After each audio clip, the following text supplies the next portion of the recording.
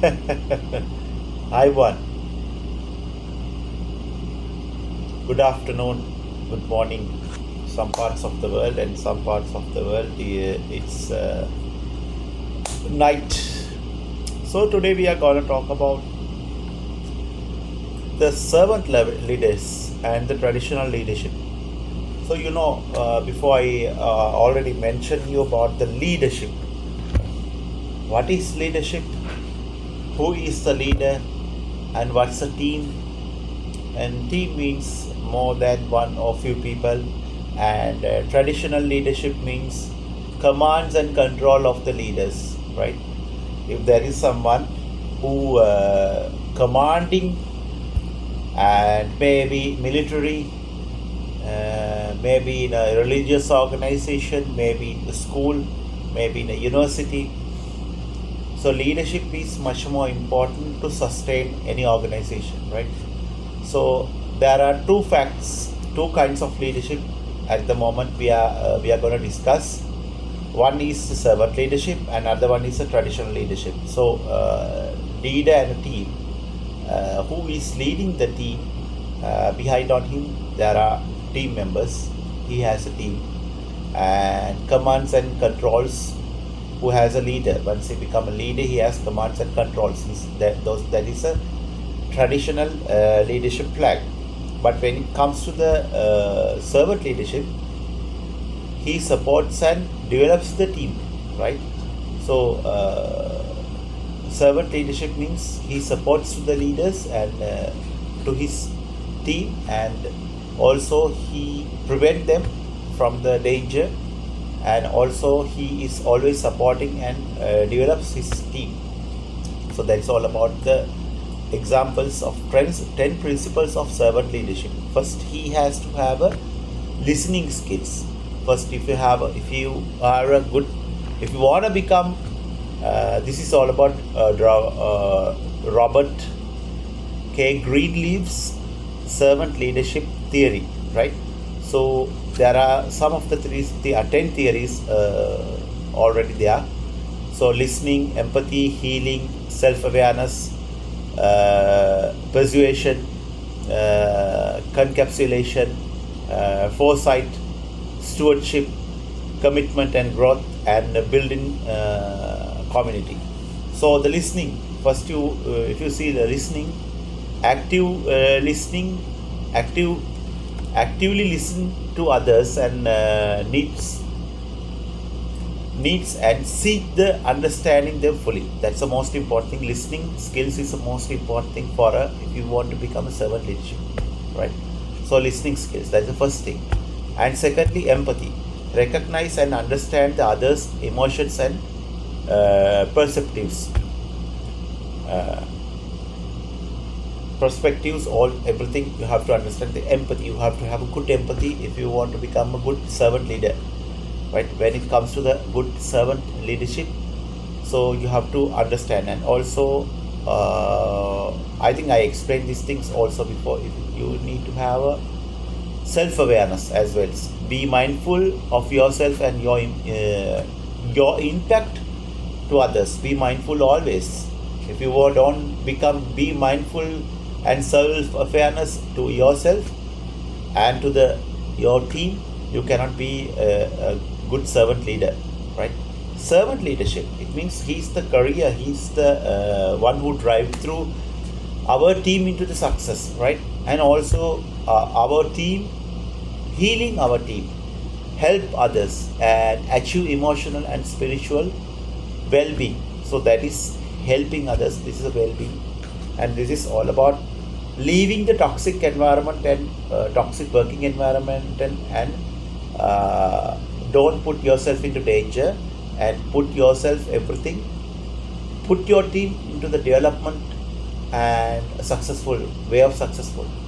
And persuasion, influence to the others, influence from the others, as well as through persuasion, not authorities, not the way of authorities, persuasion. And number 6, conceptualization, see beyond the present in the future, and envision what might be, right? You can say, think of the future. Think of the future. How you can think of the future, and how could you think of the futuristic, right? In the futuristic, how can you think about something which is good for you, for your organization, for your good, for your leadership, and for the country, and for your maybe for your team, and under your leadership, right? Even though you were left from your team tomorrow, they might have to have they should have to have lead into the success, right? And foresight. Use the past lesson and the present realities guide the future decisions. Past experience, past lessons, presenting and thinking, foresight into the future decisions, right? And stewardship. Take care of your organization and team, and for the greater good. You always take care. You should take care of your growth, commitment to growth, stewardship, right? And take care of your organization or team to the greater good, far beyond to the greater, far beyond to the good, to success, far beyond to the success. That is called stewardship, right? That is called the stewardship. So if you want to become a servant leader, you have to be at some point, and somehow take care of your organizations and team in a greater good, right? And commitment to growth. Support your teams at the personal and the professional developments. Commitment to growth and support your team. Personal and professional development as well. Support your team. So this is a commitment of growth. And number 10, build in community. That's really hard part, but create a sense of belongings and collaboration with the other teams and other members, of course with your members as well. And more importantly, being scattered heart, good heart, and talk wise words.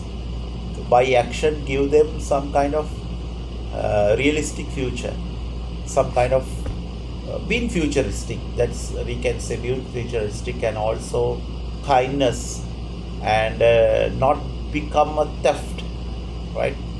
Not become a theft. If you are become a theft, and if I am become a theft, I cannot be a good leader.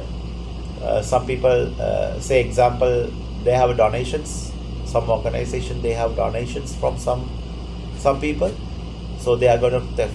So at any point, at any cost, that's not going to work out. Some way, in some day, we have to. It will be the end of our maybe life, maybe career, and maybe something like that. So this is healing. You have to healing others sorrow, right? So that's basically that's that those are the key principles into a servant leadership. And let me explain you furthermore. If you are being as a good leader, good servant leadership, what are the benefits you can get? Of course, sustainability of your organization and your team, and make it successful, make them into more result oriented. You can say like this: result oriented, successful oriented. So this is mostly need in this world today we are living, right? So this is what we need actually into our world. So this is how it goes. And servant leadership. So team and the leader, this is in between. We are struggling without having a good leadership into our country, into our world, and our organization. It's very hard to find good leaders these days, because the world is more materialistic and worldly affairs. It becomes more and more you can say corrupted. It's a kind of corrupted things which is happening, right? So more futuristic, more healing, more foresight, and more self-awareness, more given the good example to the world, and more honesty is the best policy, become honesty and working out, so that by that might be a good chance for you to develop yourself into a good servant leadership. So this is all about the 12 principles of the servant leadership, and hope you like this video. If you like, please make a thumbs up, and see you in another great video. Bye bye.